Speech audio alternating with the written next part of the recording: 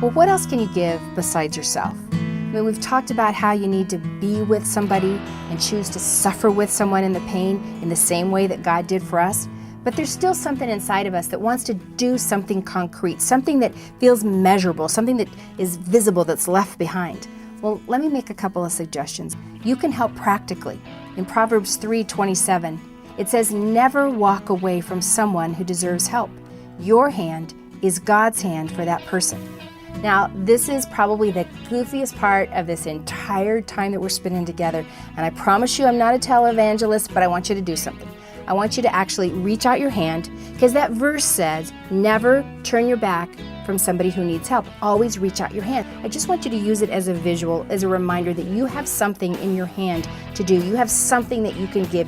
Your hand is God's hand for somebody in need. Somebody wrote me an email a while back that really struck me, because she said, I drove the same path to work every single day. She said, the other day as I was driving, I saw this pile of clothes huddled together, just kind of bounded together under this bridge. And she said, I realized that little stack of clothes were homeless people. She said, I've driven that road for years, and I never saw that there were homeless people before. Well, because she's seen that now it is her hand that is somebody that has to reach out into those lives and do something concrete for the people that she saw. Just look in your own community, see with that different set of eyes, and see what your hand can do. Secondly would be financially, because some of you have discretionary income. I mean, not everybody has the same amount of money, but some of you do. Some of you do have money that you could give to help other people. Some of you might say, I just can't ever see myself as being somebody who's going to travel to Rwanda or Ukraine or South America. I don't know.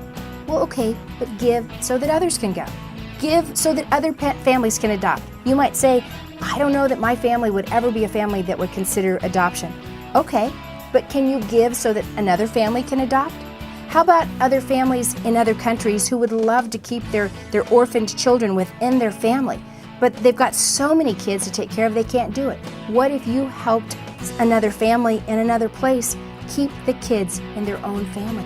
What if you gave so that Bibles or training materials could be translated so that somebody else could have something that would help them grow in their spiritual life?